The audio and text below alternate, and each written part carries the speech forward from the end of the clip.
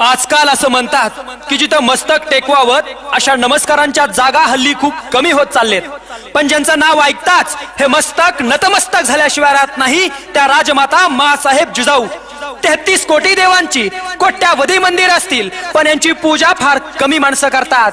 पण माझ्या राजाचं एकही मंदिर नाही, पण कोट्यावधी माणसं माझ्या राजाची पूजा करतात. ते जाणते राजे छत्रपती शिवाजी महाराज. ये संभा मर सकता है मगर कभी बेईमान नहीं हो सकता. ते छत्रपती संभाजी महाराज यांच्या विचारांना अभिवादन करून मी खंडू डोईफोडे शिवरायांचं गुणगान गाण्यासाठी आपल्या समोर उभा आहे. मुस्लिम सत्तेच्या छदाळावरती पाय देऊन माझा राजा छत्रपती झाला. अरे नाही नाही नाही, फक्त जिजाऊचा पुत्र शिवाजी छत्रपती नाही झाला, तर या हिरव्या वादळाला नमून भगवी दहशत निर्माण करणारा अवघा मराठा छत्रपती झाला. छत्रपती शिवाजी महाराज आणि मिर्झाराजे जयसिंग यांच्यामध्ये तहाची बोलणी चालू होते आणि तिकडं पुरंदरचा किल्ला जिंकणार म्हणून दिलेर खान पुरंदरच्या किल्ल्यावरती ताव मारून गेला होता आणि पुरंदरच्या किल्ल्यावर उभा होता मुरारबाजी.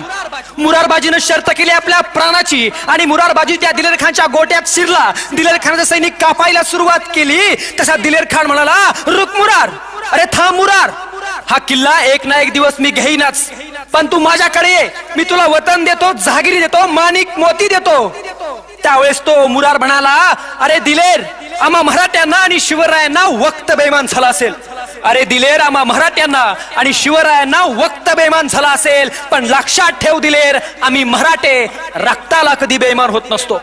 अरे म्हणून माझा राजा सांगायचा की माझ्या या महाराष्ट्रातला एक एक मावळा म्हणजे एक एक किल्ला आहे. हा मावळा मरेल पण किल्ला जाणार नाही. अरे म्हणून मराठा म्हणजे भागासारखी डरकाळी फोडणारा, मराठा म्हणजे हरणासारखा दौडत पळणारा, मराठा म्हणजे चित्त्यासारखा चपळ असणारा, मराठा म्हणजे वाऱ्यासारखा तुफान काळजात घेऊन फिरणारा, मराठा म्हणजे संघर्षाची अनुभूती हर क्षणी घेणारा. अरे मराठा म्हणजे मरकर जो हटा सो मराठा.